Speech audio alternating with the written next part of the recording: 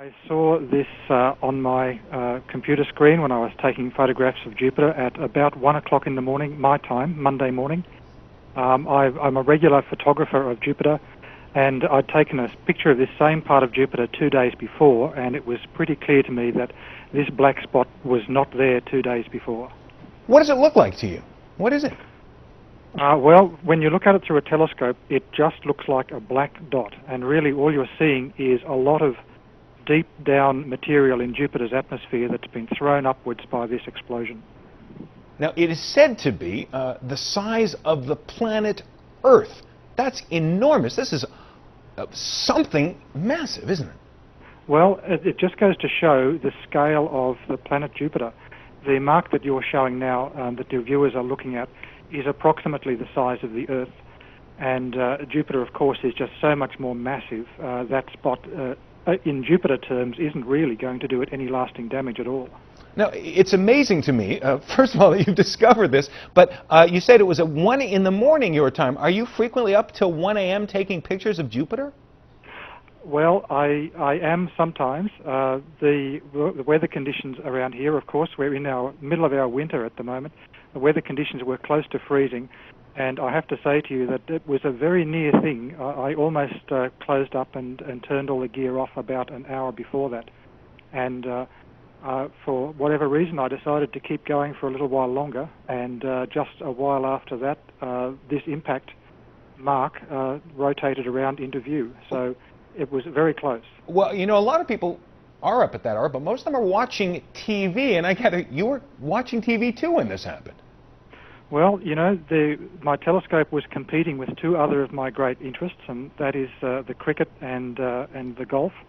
I have to say I did come up and take a break for about half an hour and watched some of the final round of the British Open. The British Open and the Ashes. So, let me ask you, who do you call when you spot something like this? What did you do?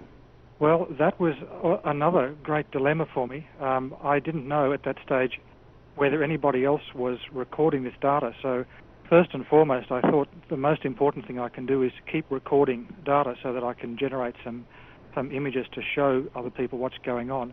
But by about 2 o'clock in the morning, I'd really given up on that and was now back up at the house trying to email some of the colleagues that I have around the world and some contacts I have, in particular, people, other professionals, such as the people at NASA with larger telescopes.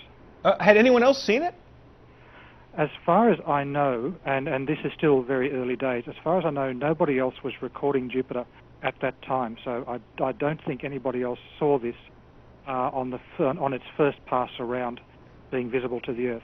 By the time the second pass happened 10 hours later, when Jupiter had turned around and was showing us that same place again, of course there was massive interest starting at that time, so a lot of people recorded it from the second time around. Now, we have been showing NASA's image of the spot until now. We have your image, the picture you yourself took, and I think we're going to put that up. There it is. You don't really notice it right away. You need a pretty good eye. You need to be looking in the right place. As we look at this, I'm just curious about this. Are they going to call it, is it going to be named after you? Is this now the Wesley Scar, the Wesley Spot, the Wesley Eruption? Well, it's only likely to last for 1 to 2 weeks. Based on the images from the Shoemaker-Levy 9 comet collision back in 1994.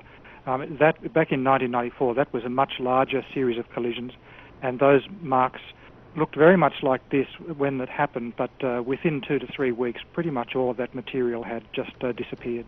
Now, you mentioned 1994. That was the last really big hit that anyone noticed on Jupiter. How often does this kind of thing happen? And frankly, seeing it happen on Jupiter, how worried should we be about it happening to us on Earth? Well, look, Jupiter is doing a very good job in scooping up a lot of this material that's still floating around in the solar system. It's just got so much gravity. As it swings around the outer part of the solar system, it can really pull in and swallow up many of the cometary objects and debris left over from the formation of the solar system. So it's doing a good job in keeping us safe by cleaning out a lot of these bits and pieces.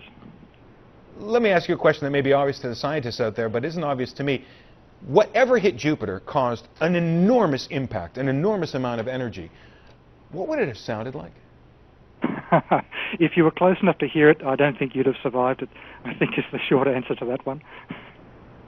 But this is an enormous explosion, bigger than anything we would have ever experienced on Earth, bigger than anything we could have lived through.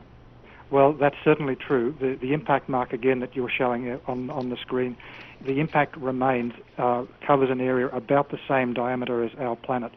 So it's likely that the impacting body was something in the order of 50 to 100 miles across and moving at speeds of somewhere around 50 to 100 kilometers per second. Now, that generates an unbelievable amount of energy when it collides with pretty much anything, but especially with something the size of Jupiter.